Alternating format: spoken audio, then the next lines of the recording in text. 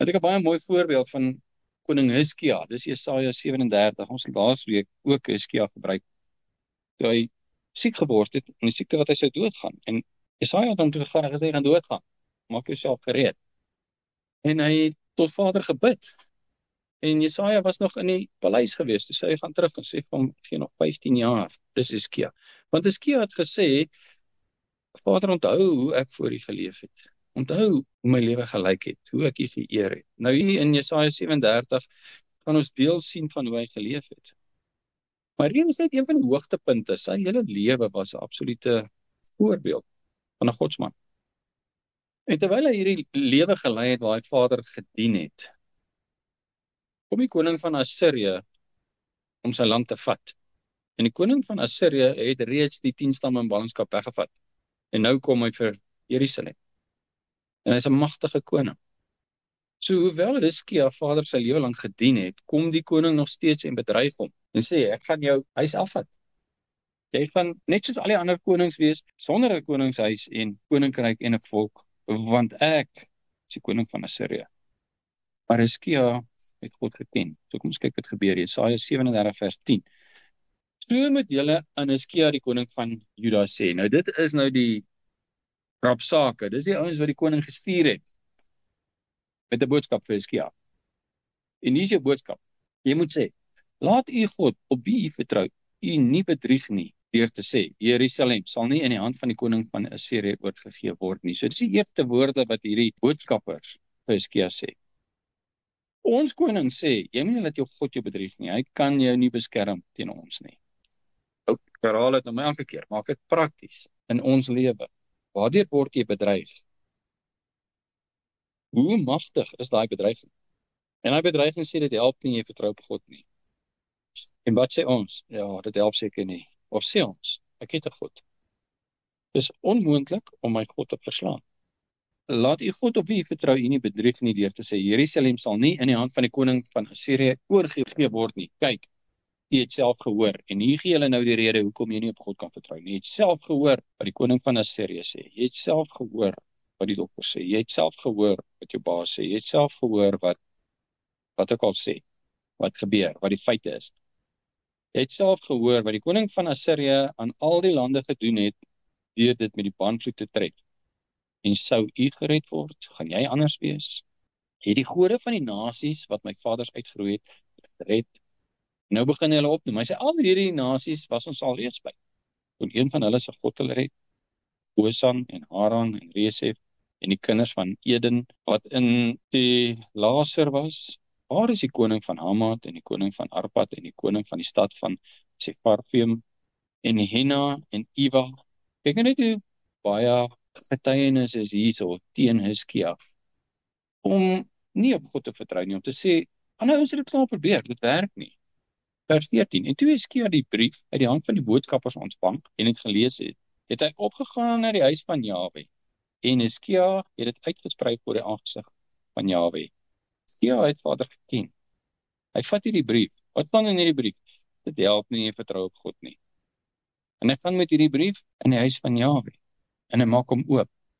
Weer 14, en toe Hizkia die brief uit die hand van die boodskappers ontvang en het gelees het hy opgegaan na die huis van Jahwe, en Hizkia het dit uitgesprei voor die aangesig van Jahwe. En Hizkia het tot Jahwe gebid.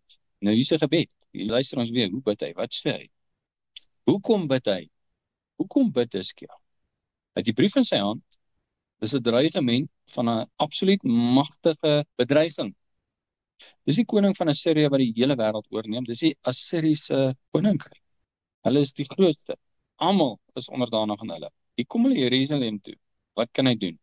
En die brief sê, dit klaar praat met jou, dit help nie, jy vertrou op jou God nie. Nou gaan Hizkia na die tempel toe, hy maak dit oop, hy sê, Vader, kyk hier, kom doen hy dit?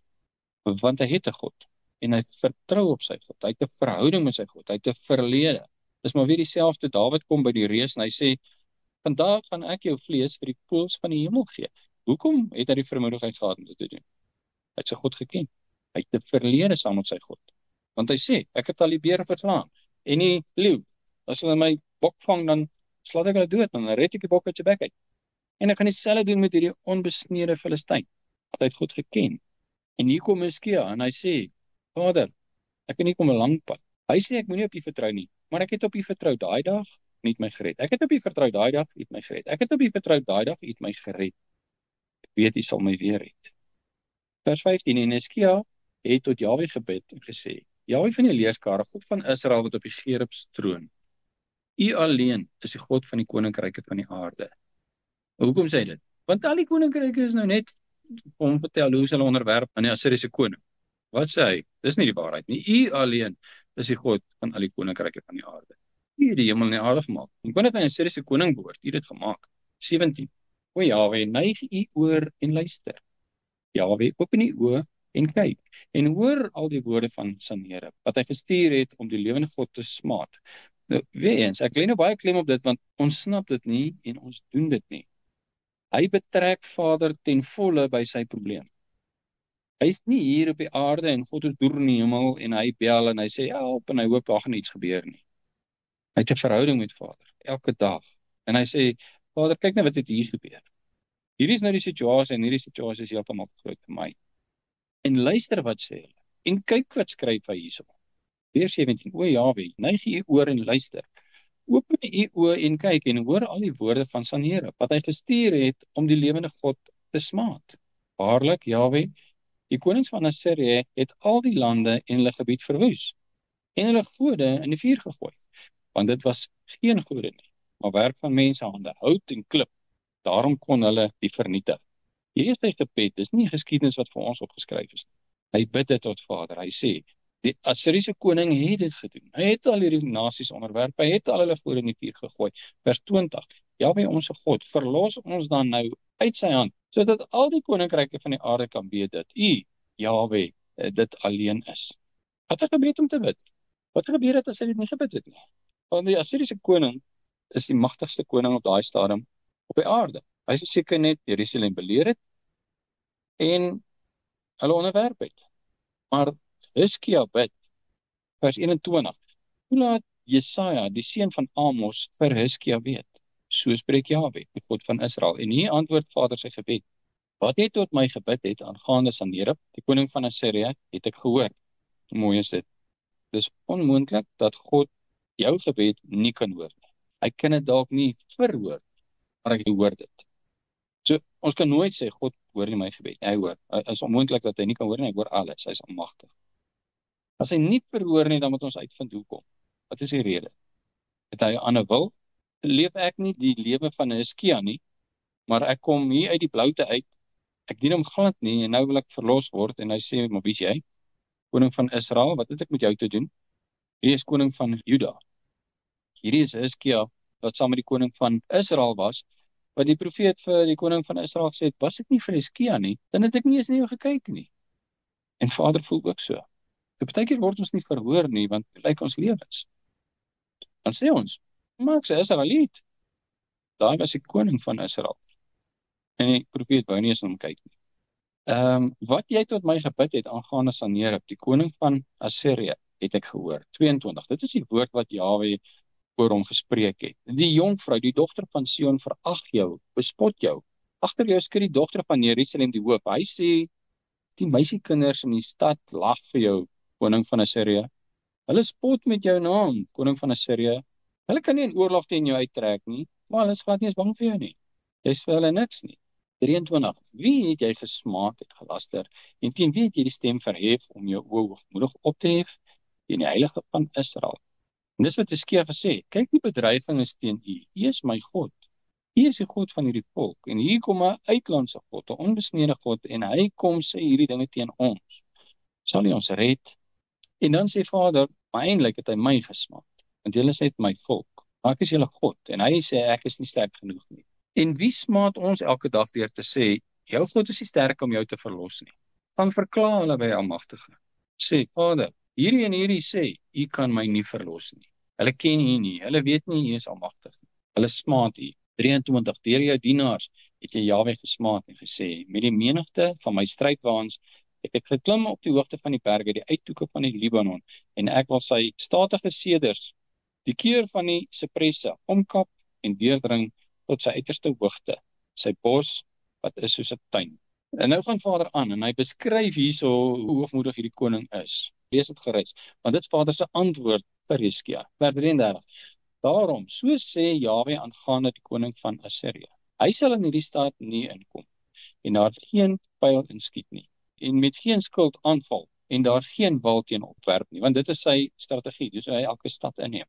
34. Met die pad wat hy gekom het, sal hy teruggaan, maar in hierdie stad sal hy nie inkom nie, spreek Jahwe. Hoekom nie? Want Hizkia het gebid. Hizkia het gesê, Vader, kyk hier wat skryf hy. Hoor hier wat sê hulle. Vader sê, ek sien. Kyk wat sê hulle van my. Hizkia, ek sê jou, hy sal nie in hierdie stad ingaan. Hy sal nie inkom nie. Hy sal nie 'n wal opgooi nie. Maar met die pad wat hy gekom het, sal hy nie teruggaan. 35. En ek sal hierdie stad beskik om dit te verlos, om my en om my knegt Dawid te ontwil. En hier is die uitkoms. 36. Toe het die engel van Jahwe uitgetrek en in die laar van die Assiriërs 185.000 man verslaan. En toe hulle die môre vroeg hulle klaar maak, was dit almal dooie liggame. Wat 'n gebeurtenis om te sien. Hizkia bid, hy sê, hy's 'n magtige koning hier buite. Ons kan nie teen hom veg nie, daar's nie 'n kans. En hy sê, hy gaan ons inneem soos al die ander, en hy sê, ons God is so min werd soos al die ander se gode, maar U is nie, red ons. Vader sê, ek sal julle red. Hoe red hy hulle? Hy doen dit self. Dis die engel van Jahwe, God in die vlees. En hy gaan in hierdie Assiriese kamp in die nag, en toe hy uitstap, is 185.000 dooie liggame in een nag.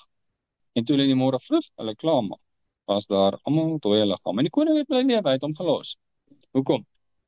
Want hy beleef 'n absolute bespotting. Die jong dogters van Jerusalem lag vir hom, sê, jy kom hier met jou groot weermag, en ons God jou vermorsel, dat van jou niks oorgebly nie. Jy het nie eens 'n wal opgooi nie, jy het nie 'n pyl geskiet nie, niks nie.